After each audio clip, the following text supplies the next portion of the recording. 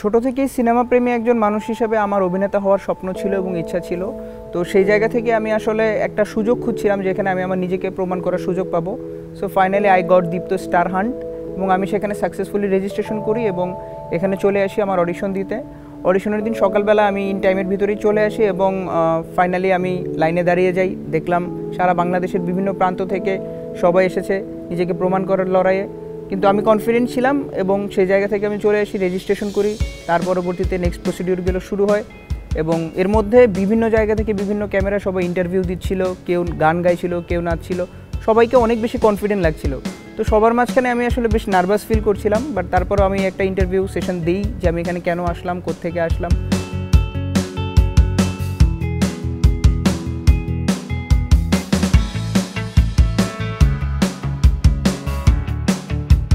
দেন শুরু হয় আমাদের আস্তে আস্তে অডিশন।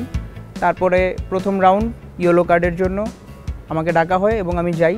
প্রথমে যিনি জাজ স্যার ছিলেন সে আমাকে বলেন যে তুমি এর আগে কোথাও অ্যাক্টিংয়ে কাজ করেছো বা তোমার কোনো প্রিভিয়াস এক্সপিরিয়েন্স আছে কি না। তো আমি আসলে কোনো থিয়েটার ব্যাকগ্রাউন্ড থেকে আসিনি, কিন্তু আমার ইউনিভার্সিটিতে পড়াকালীন সময় আমি সিনে সোসাইটির সাথে অ্যাড ছিলাম। তো বেশ কিছু ফ্রিল্যান্সিং ইন্ডিপেন্ডেন্ট কাজ আমি করি, সেগুলো বললাম। তারপর স্যার বললেন যে ঠিক আছে, তুমি একটু হাঁটো, তোমার বডি হাইট খুব ভালো। এবার নেক্সট উনি বললেন যে তুমি অ্যাক্টিং যেহেতু পারো, জাস্ট ছোট্ট একটা সিন আমাকে করে দেখাও। তো আমি আমার একটা শর্ট ফিল্ম থেকে ছোট্ট একটা সিন স্যারকে করে দেখাই এবং স্যার বলেন যে তোমার এক্সপ্রেশন ঠিক আছে, আওয়াজ নিয়ে একটু কাজ করতে হবে, বাট আমি তোমাকে ইয়েলো কার্ড দিচ্ছি। স্যার আমি মনে করি ডেফিনেটলি আমি জবের জন্য ফিট এবং আমি অনেক কনফিডেন্ট যে আমি আমার জায়গা থেকে কোম্পানিকে আমার বেস্ট আউটপুটটা দিতে পারবো। সো যদি আপনার শিট, কারেন্টটা চলে যাওয়ার সময় পাইলো না, এমনিতেই আমার জব হচ্ছে না, আজকে আমার ফাইনাল ইন্টারভিউ সেশন ছিল, ভাগ্যটাই খারাপ আমার। তো ইয়েলো কার্ড পাওয়ার পরে আমি বেশ খুশি ছিলাম, বাট তারপরে আমাকে কর্তৃপক্ষ থেকে বলা হলো যে আপনি এখন আমাদের পরের সেশনের জন্য সিলেক্টেড হয়েছেন, এখন গ্রিন কার্ডের জন্য আপনাকে আপনার পারফরমেন্স দেখাতে হবে। সো আমি চলে গেলাম দোতলায়, সেখানে গিয়ে দেখি যারা সিলেক্টেড ছিলেন তারা সবাই বসা ছিল। তো একদিকে খুশি ছিলাম, আরেকদিকে আরেকটু নার্ভাসও ছিলাম যে আসলে আস্তে আস্তে তো চ্যালেঞ্জটা বাড়বে। তো যাই হোক, তারপর দীর্ঘ সময় অপেক্ষার পরে এই নার্ভাসনেস নিয়ে এবং যতটুকু কনফিডেন্স আমার মধ্যে ছিল ততটুকু নিয়েই আমি জাজদের সামনে নিজেকে উপস্থাপন করি। এবং প্রথমত স্যাররা আমাকে বলেন, যেহেতু অ্যাজ ইউজুয়াল আমরা এখানে অ্যাক্টর হতে আসছি, সো এর আগে আমি অ্যাক্টিং করেছি কিনা। স্যার আসসালামু আলাইকুম। ওয়ালাইকুম আসসালাম।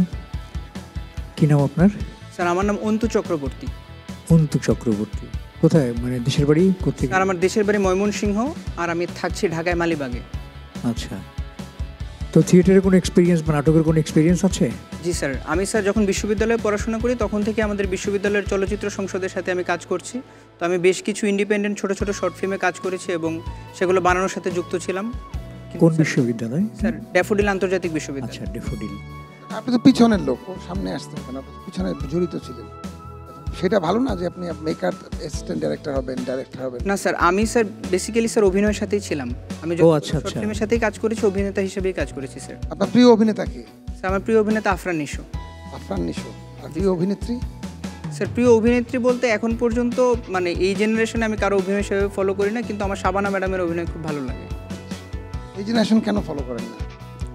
স্যার আমার কাছে আসলে এখন পর্যন্ত ফলো করি, কিন্তু স্যার কারো কাজ দেখে আসলে সেভাবে আমার নেই। জি স্যার, মানে মনে দাগ কাটার মতো আসলে ওইরকম পাইনি কাউকে স্যার। কবিতা বলতে পারবেন? কোনো কবিতা মুখস্থ আছে? স্যার ছোটবেলার কবিতা ছড়া মুখস্থ আছে, কিন্তু পড়েন শুনি। নতুন নতুন পায়রাগুলো ছোটন বেঁধেছে, ওই পারেতে ছেলে মেয়ে নাইতে নেমেছে, দুই ধারে দুই রুই কাতলা ভেসে উঠেছে, কে দেখেছে দাদা দেখেছে, দাদার হাতে কলম ছিল ছুঁড়ে মেরেছে, উফ বড্ড লেগেছে। গাজী গ্যাস স্টোভ, রান্নায় আনে শিল্পের ছোঁয়া। তো বললাম, তো তারপর স্যাররা আমাকে ছোট্ট একটা টাস্ক দেন যে আমি কি কখনো প্রেম করেছি। তো যাই হোক, লাকিলি আনলাকিলি আমি করেছি। তারপরে বললাম, তো স্যার বললেন যে তুমি মনে করো তোমার প্রেমিকার আরেকজনের সাথে বিয়ে হয়ে যাচ্ছে, কিন্তু তোমার কিছু করার নেই। সো তুমি জাস্ট শুধু কষ্ট পাও, কিন্তু তোমার বডি মুভমেন্ট হবে না, কোনো কান্না হবে না, শুধু তাকিয়ে থাকো, তোমার চোখ দিয়ে শুধু এইটুকু বুঝাও যে তোমার ভিতরে কষ্টে তুমি মরে যাচ্ছ।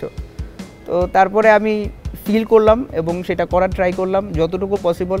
একে তো ভিতর থেকে নার্ভাসনেস ছিল যে আমি করতে পারবো কিনা, করতে না পারলে হয়তো আমি এখান থেকেই বাদ, বাট তারপর আমি চেষ্টা করেছি এবং I got my green card. আজকে আমাদের এত বড় একটা সেমিনার আয়োজন হলো, এতদিন ট্রাই করে আমরা এতগুলা ক্লায়েন্ট ম্যানেজ করলাম, তোমরা কি করলাম? মানে তোমাদের পিছনে এই যে আমার ইনভেস্টমেন্ট, এই যে তোমাদেরকে গ্রুমিং করা, ট্রেনিং করানো, তোমরা তো মানে বাণিজ্যত একদম রাস্তায় মিশাই ফেলছো। এগুলা লাইট, এগুলো কোনো সেট আপ হলো? আমি কি শিখালাম, কি বুঝাইলাম তোমাদেরকে? এতদিন ধরে কোর্স করে তোমরা কি করছো? ক্লায়েন্টের রিভিউ শুনছো?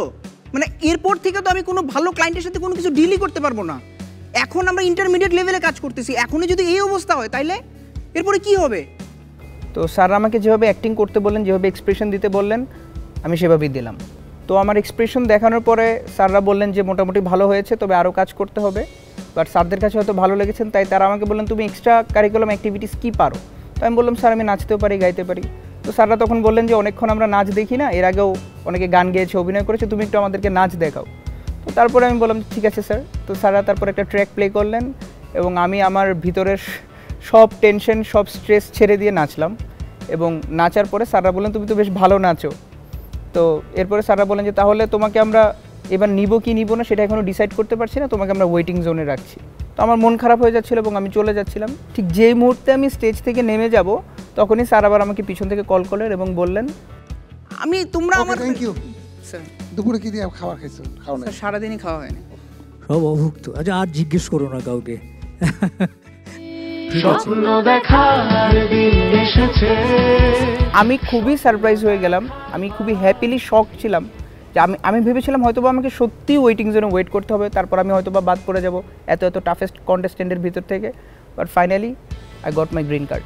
আমি মাঠে নামি জেতার জন্য, আর জেতার পর গ্রিন কার্ড নিয়ে সেলিব্রেশন করি। হাই, আমি অন্তু, আমি এসেছি ময়মনসিংহ থেকে। আজকে দীপ্ত টিভি আয়োজিত এই স্টার হান্টে আমি আজকের দুটো রাউন্ডেই সিলেক্টেড হয়েছি এবং আজকে আমি গ্রিন কার্ড পেয়েছি। সো কালকে আমার final selection.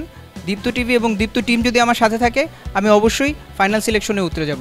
Thank you so much, দেখা হচ্ছে কালকে। তো গ্রিন কার্ড পাওয়ার পর আমরা নেক্সট অডিশনের জন্য সিলেক্ট হই এবং সেদিন আসার পরে সবার প্রথমে আমাদেরকে একটা মনোলগ দেওয়া হয়, যেখানে 5টা ডিফারেন্ট জনরার অ্যাক্টিং ছিল। তো আমাদেরকে বলা হয় এখান থেকে আমরা আমাদের পছন্দ মতো যেগুলো আছে সেগুলো স্ক্রিপ্টগুলো যেন নিজেদের মাথায় রাখি এবং সেগুলো যেন আমরা পারফর্ম করে দেখাতে পারি। তো আমি আমার পছন্দ মতো 2টা জনরা সিলেক্ট করি এবং যাই। পরবর্তীতে যখন আমি যাই তখন স্যার আমি বলেন যে আমি কোনটা করব, কোনটা করতে চাচ্ছি। তো আমি বললাম যে স্যার আমি দুঃখের অ্যাক্টিংটা করতে চাচ্ছি। স্যার বলেন যে ঠিক আছে তুমি এটাই করে দেখাও। আচ্ছা, তুমি আমাকে অপমান করার সাহস কীভাবে পেলে? আমি তোমার জন্য কী না করেছি, দিনের পর দিন, রাতের পর রাত, নিজের ক্যারিয়ারের জন্য না খেটে তোমার ক্যারিয়ারের পিছনে সময় দিয়েছি। সব টেনশন, সব স্ট্রেস ছেড়ে দিয়ে নাচলাম এবং নাচার পরে স্যাররা বললেন তুমি তো বেশ ভালো নাচো। তুমি আর কোনো কিছু জানো এক্সট্রা কারিকুলার, মানে গান, নাচ?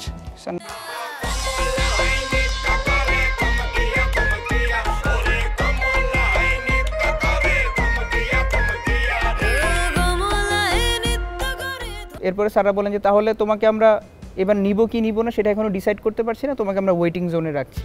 আসলে আমার মনটাই খারাপ হয়ে গেল যে আসলে আমি কি পারবো কি না। নাচলাম, অভিনয় করলাম, তারপরেও স্যার আমাকে ওয়েটিং জোনে রাখলেন। আমরা দেখতে চাই তোমাকে সামনে আমরা দীপ্ত স্টার হিসেবে। এর জন্য আমরা এবার তোমাকে দিচ্ছি না। তো আমার মন খারাপ হয়ে যাচ্ছিল এবং আমি চলে যাচ্ছিলাম। ঠিক যেই মুহূর্তে আমি স্টেজ থেকে নেমে যাব, কিন্তু ওকে আমরা চাই তো না? ও যদি বলে যে ও ভালো করবে তাহলে আমরা চাইতেই পারি। কি কনফিডেন্স আছে নিজের?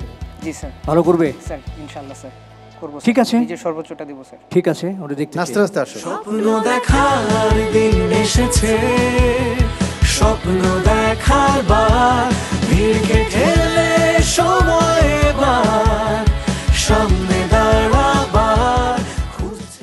তো এই রাউন্ডে স্যাররা আমার অভিনয় দেখলেন এবং আমার অভিনয় দেখে ইমপ্রেস হয়ে স্যাররা আমাকে স্টার কার্ড দিলেন। এবং এটা আসলে আমি সত্যিই আশা করিনি যে লাস্ট এই টাফেস্ট একটা স্টেজে এসেও আমি এটা উত্তীর্ণ হতে পারবো। শুরু থেকে আমি খুবই এক্সাইটেড ছিলাম দীপ্ত প্লের এই স্টার হান্ট প্রোগ্রাম নিয়ে। সো সেভাবে গতকালকে চলে আসা এবং সৌভাগ্যক্রমে আমি গতকালকে সিলেকশন পেয়েও যাই, গ্রিন কার্ড পেয়ে যাই। তো তারপর আজকে আমাদের সেকেন্ড রাউন্ড ছিল। আমি শুরু থেকেই ভীষণ নার্ভাস ছিলাম, হবে কি হবে না এত কন্টেস্টেন্টের মাঝখানে। But luckily I got the black card and I am selected for the next round. So আমি অনেক বেশি হ্যাপি, মানে আসলে ভাষায় প্রকাশ করার মতো না। আরও বেশি আশাবাদী হয়ে গেলাম, দেখা যাক কতদূর যেতে পারি। Thank you. তো লাকিলি আমি পারলাম এবং স্টার কার্ড পেলাম এবং এইটার আসলে অনুভূতিটা প্রকাশ করার মতো না। এটা আমার আত্মবিশ্বাসটাকে অনেক বেশি বাড়িয়ে দিয়েছে এবং আমি খুবই খুশি যে আমি পেরেছি। সো নেক্সট রাউন্ডে আমাদের যারা সম্মানিত জাজেসরা আছেন, এর মধ্যে আমার অত্যন্ত পছন্দের এবং শ্রদ্ধার আমাদের সবার প্রিয় মিথিলা ম্যাম। আমি পার্সোনালি ম্যামের সাথে স্টেজে নাচতে চাই এবং ম্যামের হাত থেকে কার্ড পেতে চাই।